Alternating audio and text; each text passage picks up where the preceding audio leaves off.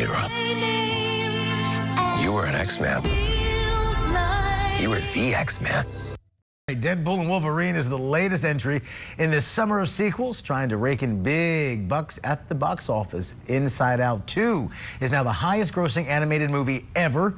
Twisters, that just came out last week, blew past box office predictions, and same goes for Despicable Me 4. Joining us now, Andrew Draper, to talk more about this trend. He co-hosts the Off-Script Film Review podcast. Thanks so much for giving us some time. Good morning. There's been a lot of press and a lot of anticipation, really, for Deadpool and Wolverine. What can people expect from Ryan Reynolds and Hugh Jackman this time around?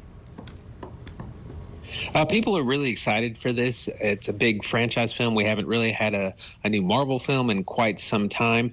We're going to get a lot of the same kind of slapstick, kind of sarcastic Ryan Reynolds humor, as well as maybe a little bit more grounded, serious performance from Hugh Jackman. He, of course, has played Wolverine for 25 years now.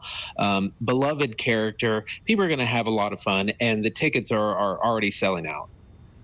Nice. And you know as well as anybody that most times, not every time, most times, like the sequel is never as good as the original. That's always the rep going into it. Like the first one was so great, the second one's not going to match up.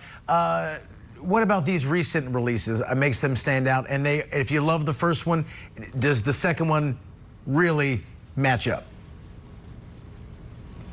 Well, I think with these recent slew of successes is that they're really connecting with families. They're the kind of movies that you can take your mom, take your dad, take the kids, take people that maybe don't go to the theater very often. They could maybe see 3 or 4 movies a year.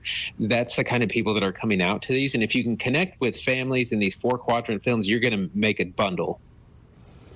So media analytics company called ComScore, it finds the U.S. box office is still down about 17% each year, but nostalgia, for so many reasons, pretty powerful thing.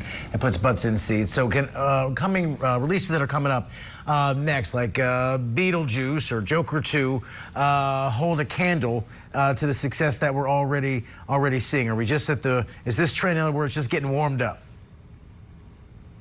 Well, sequels are always a safer bet, but there's no safety in this business. You really never know what's going to connect with audiences. I think Beetlejuice is a bit of a risk. It's 35 odd years since the first film, so it may be too far to get that nostalgia bump. But I think Joker 2 is going to be a huge success. The first film made $1 billion off a $70 million budget. I think people are really excited for that. And Gladiator 2 also looks really exciting. We haven't had a good sword and sandal epic in quite some time.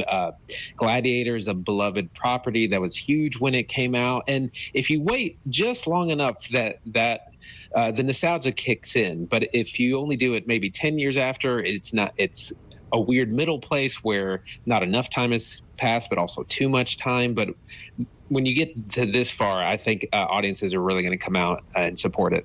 I like that. Sandal and sword drama. I like that. That's a good phrase, my friend. Of course, so is there one in the batch that you're in terms of sequels, that you're most looking forward to? I think probably Joker 2, mostly because it's going to be some sort of musical kind of. They're calling it a jukebox musical. Lady Gaga is in it. There's going to be lots of kind of dance and song, kind of more in the vein of something like La La Land, not like a full-fledged musical. But I really don't know what to expect from that film, but I feel like they're going to get really creative with it. So that's what I'm looking forward to.